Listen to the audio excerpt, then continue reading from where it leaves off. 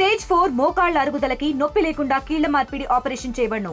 Doctor Ramesh Gajula, endoscopic spine ortho surgeon and pain physician, Panacea spine pain ortho and sleep center, Uppal, Hyderabad.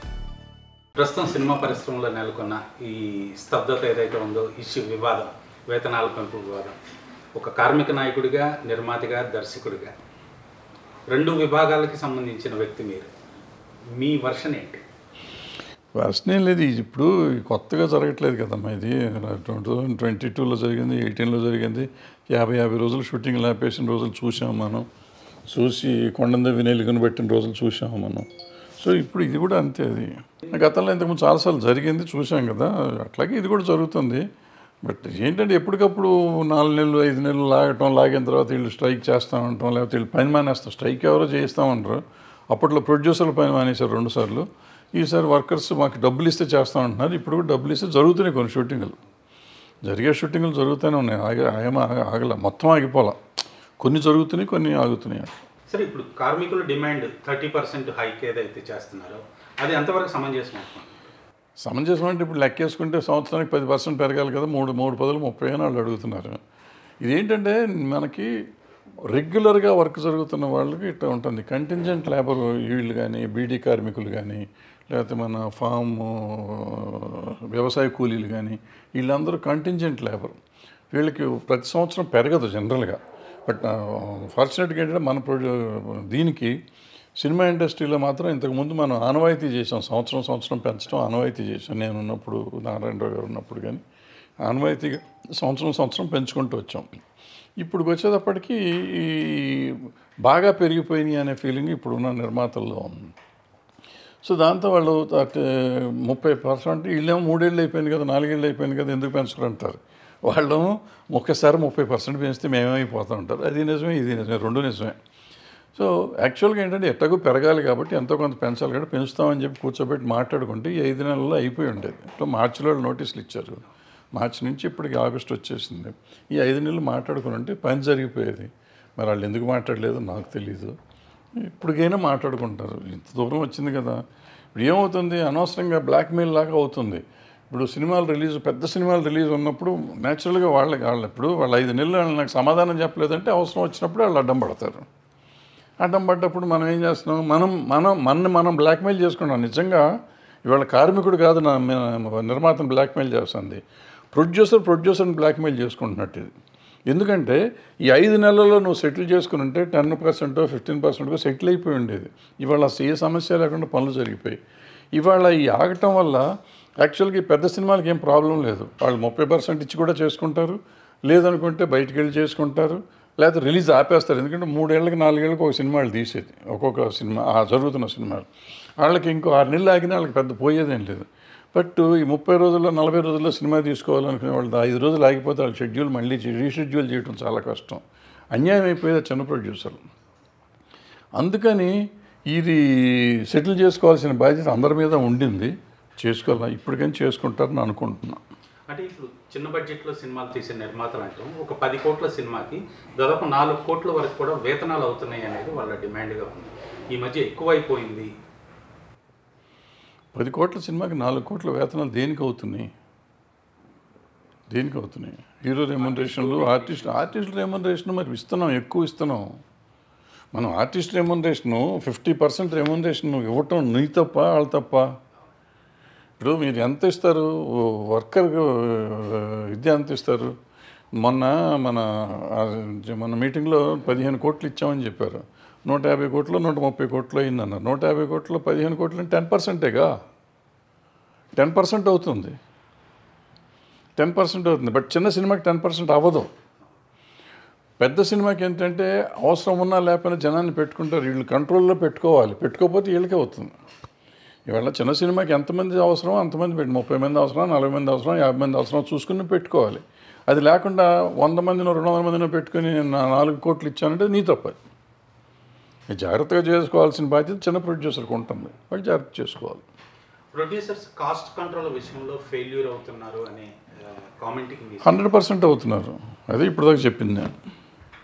అంటే అనవసరపు ఖర్చులు కూడా ఎక్కువ పెడుతున్నారు. చార్టెడ్ ఫ్లైట్లు ఇలాంటి ఖర్చులు కూడా ఎక్కువైపోయినాయి. అవన్నీ కూడా సినిమా బడ్జెట్ మీద రిఫ్లెక్ట్ అవుతున్నాయి. అవునమ్మా, వాళ్ళని ఇప్పుడు నువ్వు నీ పలానా హీరో నేను వస్తున్నాను నా దగ్గరికి, నిన్ను పెట్టుకోవాలనుకుంటే నువ్వు నాకు చెప్తా అంటే నువ్వు చార్టర్ ఫ్లైట్ అడుగుతావు, నువ్వు 10 మందిని అడుగుతావు, లేకపోతే నీకు 10 కోట్లు నేను ఇస్తా అంటే ఇంకో 5 కోట్లు ఖర్చు పెట్టిస్తావు అని తెలిసినప్పుడు నీ దగ్గర రావటం నా తప్పు కదా. నాకు నువ్వే కావాలి అని నేను వచ్చినప్పుడు నువ్వు అడిగిన డిమాండ్ నేను సమాధానం చెప్పాలి. ఎందుకు గొణగటం ఎందుకు? నాకు నా బడ్జెట్కి నువ్వు రావు అయినప్పుడు నీ దగ్గరికి నేను ఎందుకు వెళ్తున్నాను? ఇలే తప్పు ఎవరిది?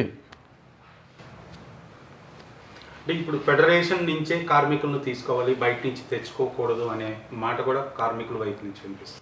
ఉంది, ఎప్పుడు ఉంది. ఇప్పుడు గత 50 ఏళ్ళ నుంచి ఉంది. అయినా కానీ వాడేవాళ్ళని వాడుతూనే ఉన్నాం, జరుగుతున్నారు. బయట వాళ్ళు వస్తున్నారు, చేస్తున్నారు, పోతున్నారు. ఇవాళ జూనియర్ ఆర్టిస్టులు ఎంతమంది ఫెడరేషన్ వర్కర్స్ చేస్తున్నారు? డ్యాన్సర్లు ఎంతమంది ఫెడరేషన్ వర్కర్లు చేస్తున్నారు? ఇప్పుడు మీకు ఎక్కువ మంది జనం బాడీ బిల్డర్లు ఇవన్నీ పెద్ద సినిమాల్లో వస్తున్నారు. వాళ్ళందరూ మెంబర్స్ కాదే, నాన్ మెంబర్స్ పని చేస్తున్నారు. ఇక్కడ పని చేయకుండా ఎట్లా ఉన్నారు? అంటే ఇతర రాష్ట్రాల నుంచి తెచ్చుకోవటం ఏమైనా ఇబ్బంది అవుతుందా? ఏమవుతుంది? ఏం ఇబ్బంది ఏమవుతుంది? వాళ్ళు మెంబర్సే అక్కడ ఫెడరేషన్లో మెంబర్స్ వాళ్ళంతా. నిర్మాతకు ఆ సౌలభ్యం ఉందంటారు. ఏది ఖచ్చితంగా వాడుతున్నారు కాదు, వాడుకోవచ్చు, వాళ్ళకి హక్కు ఉంది, వాడుకునే హక్కు ఉంది. బట్ అది రెస్ట్రిక్ట్ చేస్తున్నారు, చేయకూడదు. ఫెడరేషన్ వాళ్ళు రెస్ట్రిక్ట్ చేస్తున్నారు, చేయకూడదు. అది ఇక్కడ వాళ్ళైనా అక్కడ వాళ్ళైనా బయట వాళ్ళైనా మనం ఎవరినైనా వాడుకునే హక్కు ప్రొడ్యూసర్కి ఉంది, వాడుకోనివ్వాలి కూడా. ఎందుకంటే కొత్త జనరేషన్ రావాలి మనకు కూడా. లేకపోతే పాత వాళ్ళనే పెట్టుకొని చేయాలి అంటే నాలా ఖాళీగా ఉన్నాడు జీతం ఇప్పిస్తా ఎందుకు జీతం ఇప్పిస్తా? నేను ఫెడరేషన్ యూనియన్ మెంబర్ని కాబట్టి నాకు పని ఇస్తా. పని ఇవ్వటం ఫెడరేషన్ యూనియన్ డ్యూటీ కాదు. పని చేస్తున్న వాడి హక్కులు కాపాడటం వరకే ఫెడరేషన్ పని, యూనియన్ పని. ఫెడరేషన్లో నేను మెంబర్షిప్ కట్టాను కాబట్టి నాకు పని ఎందుకు ఇవ్వు అని అడిగే హక్కు నాకు లేదు, పని ఇప్పిస్తాననే హక్కు వాళ్ళకి లేదు. పని వచ్చిన వాడికి ఎవరు ఇస్తున్నారో ఇచ్చిన వాళ్ళు డబ్బులు సరిగ్గా ఇస్తున్నారా లేదా, ట్రీట్మెంట్ సరిగ్గా ఉందా లేదా, వాడికి ఫెసిలిటీస్ సరిగ్గా ఉన్నాయి లేదా అని చూడటం వరకే యూనియన్ పని. వాళ్ళకి అంతవరకే హక్కు ఉంది. అందుకని వాళ్ళు ఇంతమందిని పెట్టుకో, ఇలా చేస్తేనే ఇలా చెయ్యనే హక్కు కూడా లేదు వాళ్ళకి. ఇప్పుడు ఎంతవరకు పెంచితే అది రీజనబుల్ అని మీరు ఫీల్ అవుతున్నారు? పెంచాలమ్మా. ఇప్పుడు కాస్ట్ ఆఫ్ లివింగ్ పెరిగిపోయింది, బాగా పెరిగిపోయింది. సో 10-15% ఏదో మాట్లాడుకుని పెంచుకోవాలి. ఇప్పుడు నేను సినిమా తీయట్లా, నేను ఊరికే గాలిగా చెప్పేసి ఇంత పెంచండి అంటే నేను కాదు, మోసేవాడికి తెలుస్తుంది బరువు. నేను మోయట్లేదు, నేను ఊరికే చెప్పడం కరెక్ట్ కాదు. వాళ్ళు ఆలోచించుకొని చేసుకుంటే బాగుంటుంది ఎవరైనా కానీ. కొద్దిసేపటి క్రితం చిన్న సినిమా నిర్మాతలందరూ కూడా ఛాంబర్లో సమావేశమయ్యారు. వాళ్ళందరూ ఖచ్చితంగా ₹1 పైసా కూడా పెంచేది లేదు. ఒకవేళ భారీ సినిమాలు తీసే నిర్మాతలు పెంచినా అది వాళ్ళ వరకే, మాకైతే అది వర్తించే విధంగా చేయటం వీలు కాదు అని కూడా వాళ్ళు స్టేట్మెంట్ ఇస్తున్నారు. ఓకే, స్టేట్మెంట్లు కాదు కదా, రేపు అగ్రిమెంట్లు కూడా అట్లా చేసుకోవాలి కదా. చేసుకుంటే సంతోషమే కదా, పెరగకూడదు కూడా. వాళ్ళకి పెరిగితే కష్టం అవుతుంది. బట్ ఏదైనా పెరగకుండా ఎట్లా ఉంటుంది, పెరుగుతుంది, ఎంతో కొంత పెరుగుతుంది. పెరిగిందని మనం కంట్రోల్ చేసుకోవాల్సిన బాధ్యత ఉంది. సో దీంట్లో కొన్ని అడుగుతున్నారు, ప్రొడ్యూసర్లు అడుగుతున్నారు, ఇది ఎంతమందినైనా మాకు అవసరమైనంతమందినే పెట్టుకుంటాము, 10 టైమింగ్స్ అవి కొన్ని రకరకాలు ఉన్నాయి. అడిగితే అందులో కొన్ని సరిగ్గా మాట్లాడుకుంటే కరెక్ట్గా వస్తుంది.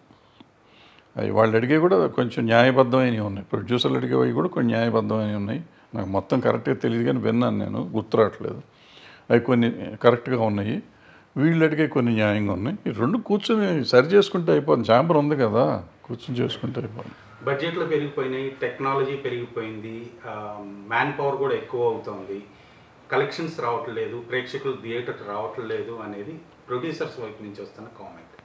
నిజంగా రావట్లేదు, జనం థియేటర్కి రావట్లేదా? ఇప్పుడు మొన్న కోర్టుకు వచ్చారు. ఇప్పుడు 14వ రోజు ఇవాళ నరసింహ.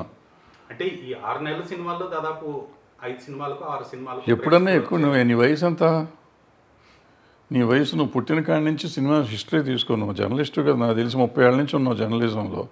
నీ 30 ఏళ్ళ చరిత్రలో జర్నలిజంలో తీసుకో, ఎప్పుడైనా కానీ 10% కంటే ఎక్కువ సినిమాలు ఆడినా. 40 సినిమాలు వచ్చిన రోజుల్లో కానీ 400 సినిమాలు వచ్చిన రోజు కానీ 10% కంటే ఎక్కువ ఆడినా లెక్క చూపించండి. నేను మానేస్తాను ఇండస్ట్రీ నుంచి మాట్లాడటం.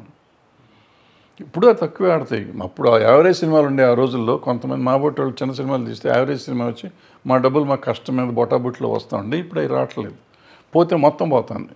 ఇంతకుముందు యావరేజ్ సినిమాలు ఉండలేదు, అది పోయింది, ప్రాబ్లం వచ్చింది. ఈ వివాదంలో ఇప్పటి వరకు ఫిల్మ్ డెవలప్మెంట్ కార్పొరేషన్ కానీ గవర్నమెంట్ కానీ ఇన్వాల్వ్ కాలేదు. అంటే అవకాశం ఉండి ఇన్వాల్వ్ అవ్వట్లేదు అంటారా, అవసరం లేదా? వాళ్ళకి ఏం సంబంధం? వాళ్ళు ఎవరు? కార్మికుడికి నిర్మాతకి సంబంధం ఉంది. ఫిల్మ్ డెవలప్మెంట్ కార్పొరేషన్కి ఏం డెవలప్ చేస్తుంది? ఎప్పుడైనా గవర్నమెంట్ దగ్గరికి వెళ్ళామా మేము? 100 ఏళ్ళ చరిత్ర ఉంది సినిమా ఇండస్ట్రీకి, ఆల్మోస్ట్ 100 ఏళ్ళు అవుతుంది. ఏ రోజున గవర్నమెంట్ దగ్గరికి వెళ్ళి నా సమస్య ఇదని చెప్పలేదే. స్టూడియోలు కడతానికి స్థలాలు అడిగారు, లేకపోతే ఇళ్ళు కట్టుకుంటానికి స్థలాలు అడిగారు, అటువంటివి అడిగి ఉండొచ్చు. అవి అందరికీ ఇస్తున్నారు, ఎమ్మెల్యేలకు ఇస్తున్నారు, కోట్లు ఉన్న ఎమ్మెల్యేలకి ఎంపీలకి ఇస్తున్నారు స్థలాలు. మేము కార్మికులను ఇస్తాం, వేరే కార్మికులకు కూడా ఇస్తున్నారు. ఎవరీ ఫ్యాక్టరీలో ఉన్న కార్మికులకి వాళ్ళకి ఇళ్ళు కడతానికి స్థలాలు ఇస్తున్నారు. అట్లా మనకు కూడా ఇచ్చారు. జర్నలిస్టులకు ఇస్తున్నారు, ఎవరికైనా ఇస్తున్నారు. అట్లా మనకు అడిగితే మనకి ఇచ్చారు. మనకి ఇచ్చింది కూడా డబ్బులకే ఇచ్చారు బ్రదర్. ఏది ఫ్రీగా ఇవ్వాల.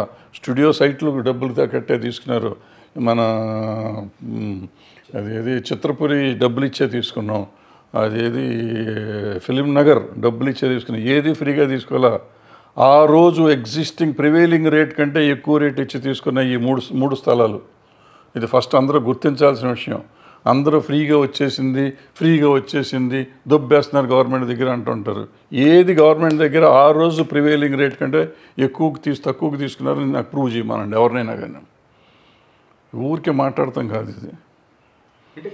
అందుకని వాళ్ళకి మనకు సంబంధం లేదు. ఎఫ్డీసీ ఫిల్మ్ డెవలప్మెంట్ చేయడానికి, థియేటర్లు ఎవరైనా కడితే లోన్లు ఇస్తానికి, సినిమాలు తెస్తా అంటే లోన్లు ఇస్తానికి, ఆ సినిమాని ఆ ఊళ్ళో డెవలప్ చేసుకోవడానికి, పర్మిషన్లు ఇస్తానికి, పర్మిషన్లు ఈజీ సింగిల్ విండో చేయడానికి, దానికే కానీ కార్మికుల సమస్యలకి లేబర్ డిపార్ట్మెంట్ ఉంటుంది. వీళ్ళు కాదు చేయాల్సింది. వీళ్ళకి ఏ రకమైన సంబంధం లేదు. వీళ్ళు కాలు ఏళ్ళు పెడతాం తప్పు అసలు. ముందు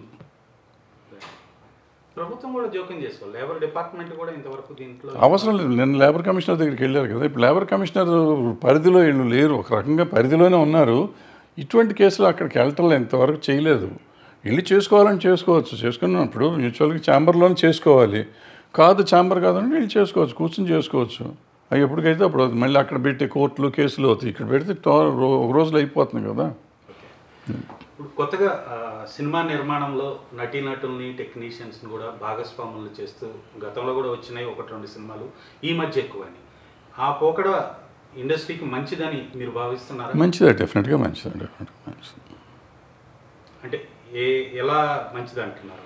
అంటే బర్డెన్ తగ్గుతుంది కదా. ఇప్పుడు నా డబ్బులు ఇప్పుడు మనం 50% వెళ్ళిపోతాను, 50-60% రెమ్యునరేషన్లకు వెళ్తున్నాయి. ఆ రెమ్యునరేషన్ అంతా లేకపోతే ప్రొడ్యూసర్ పెట్టి డబ్బు అంతా సినిమా మీద ఖర్చు అవుతుంది. డబ్బులు వస్తే అందరూ పంచుకుంటారు, రాకపోతే నష్టం ఇతను భరిస్తాడు, మిగతా వాళ్ళ పనే నష్టం. జేబులో డబ్బులు పోవు అట్లీస్ట్. సో రెమ్యునరేషన్ విషయంలో ప్రొడ్యూసర్స్ తీసుకోవాల్సిన చర్యల గురించి మీరు ఏమైనా సలహా? ఏం తీసుకోవాలమ్మా, వాళ్ళ ఇష్టం ఇస్తున్నారు, తీసుకుంటున్నారు. ఇచ్చేవాళ్ళకి లేని బాధ, మధ్యలో కంతకి లేని దోత కత్తిపెట్టకలాగా వాళ్ళు ఇస్తున్నారు ఇవ్వకూడదు నేను చెప్తాను. నేనేవాడిని, వాళ్ళు ఇష్టం ఎంత ఇస్తే అంత ఇచ్చుకోవచ్చు, ఎవరికైనా అంతైనా ఇవ్వచ్చు. అంటే ఇది కూడా ఒక వ్యాపారం కాబట్టి అదే ధోరణిలో వెళ్ళాలంటారా? డిమాండ్ అండ్ సప్లై కూడా ఒక లిమిట్ ఉంటుంది. దాని లిమిట్ దాటి వెళ్తున్నారు వాళ్ళు. అది కరెక్ట్ కాదు. బట్ వాళ్ళు తీస్తుంది వాళ్ళు. ఆ 10 మంది కంటే నాకు ఎక్కువ తెలుసు అని నేను అనుకోను. ఇవాళ రన్నింగ్ కండిషన్ ఇప్పుడు నేను అవుట్డేటెడ్, జనరేషన్ గ్యాప్ ఉంది. ఆ జనరేషన్తో నేను పోటీ పడలేను. సో వాళ్ళు చెప్పేది రైట్ అయ్యి ఉండొచ్చు, నా ఉద్దేశంలో మాత్రం తప్పు. నా ఉద్దేశం అడిగితే తప్పు, బట్ వాళ్ళ ఉద్దేశం ఏంటో నాకు తెలియదు. అంటే ఇతర రాష్ట్రాల కార్మికులతో పోలిస్తే మన తెలుగు సినీ కార్మికులకు వేతనాలు ఎక్కువ ఉన్నాయని కూడా ఉన్నాయి. కొన్ని చాలా క్రాఫ్ట్స్ ఉన్నాయి. అన్ని క్రాఫ్ట్స్ కాదు కానీ చాలా క్రాఫ్ట్లో మనం వాళ్ళకంటే ఎక్కువ తీసుకుంటాం. అంటే మన దగ్గర even though cost of living తక్కువైనప్పటికీ కూడా మన దగ్గర వేతనాలు కాస్ట్ ఆఫ్ లివింగ్ తక్కువేం కాదు, మన దగ్గర పని ఎక్కువ ఉంది. పని ఎక్కువతో పాటు అవసరం ఉంది కాబట్టి వాడుతున్నాం, ఇస్తున్నారు అంతే. అదండి ఏముంది. మనమే కదా ఒప్పుకుంది. ఇచ్చింది ఎవరు? మీరే కదా. ఛాంబర్ ఎందుకు ఇచ్చింది? అప్పుడు ఛాంబర్ ఇచ్చిందంటే మీరే ఇచ్చారు, ప్రొడ్యూసర్లు ఇచ్చారు, వాళ్ళే కదా మాట్లాడుకునేది. ఆ ఇచ్చిన వాళ్ళని అడగండి. ఇప్పుడు ఎక్కువ ఉందంటే ఆ రోజునే తగ్గించుంటే ఇవాళ ఎంత రాదుగా తేడా. 30% వచ్చిన అంతే వచ్చేదిగా. మరి వాళ్ళు ఇచ్చారు, ఆ రోజున ఇద్దాం అనుకున్నారేమో. ఆ రోజు పరిస్థితి ప్రివైలింగ్ కండిషన్స్ ఏంటో మనకు తెలియదు. ఇవాళ ప్రివైలింగ్ కండిషన్స్ మనకు తెలుసు, దాన్ని బట్టి ఆలోచించుకొని చెయ్యాలంతే. అంటే కాల్ షీట్ టైమింగ్స్ విషయంలో, అలాగే హాలిడేస్ సండేస్లో డబుల్ కాల్ షీట్ ఛార్జెస్ విషయంలో మీరేమంటారు? అంటే ఎక్కడైనా కానీ ఎనీ కార్మికుడు ఎవరైనా, ఇంక్లూడింగ్ సాఫ్ట్వేర్ అని మనాలి మధ్య అందరినీ సాఫ్ట్వేర్తో కంపేర్. సాఫ్ట్వేర్లో కూడా సాటర్డే సండే చేస్తే ఓవర్ టైం ఇస్తారు. సాటర్డే సండే వాళ్ళకి హాలిడేస్ ఇస్తారు, మనకి హాలిడేస్ లేవు. మనకు ఓన్లీ సండే హాలిడే ఉంది. సండే రోజు పని చేస్తే ఓవర్ టైం అడుగుతున్నారు సార్. డబుల్ పేమెంట్ అంటే ఓవర్ టైం అడుగుతున్నారు. లేకపోతే మానేద్దాం సండే, పండగ పూట ఇది మానేద్దాం, పండగ పూట మనకు కావాలనుకున్నప్పుడు మన డబ్బులు ఎక్కువ ఇస్తే చేస్తారు అంటున్నారు. డబ్బుల కోసం వాళ్ళు చేయకూడదు. నా ఉద్దేశం డబ్బులు ఇచ్చినా రాకూడదు. వాళ్ళు ఎందుకు వస్తున్నారో నాకు తెలియదు.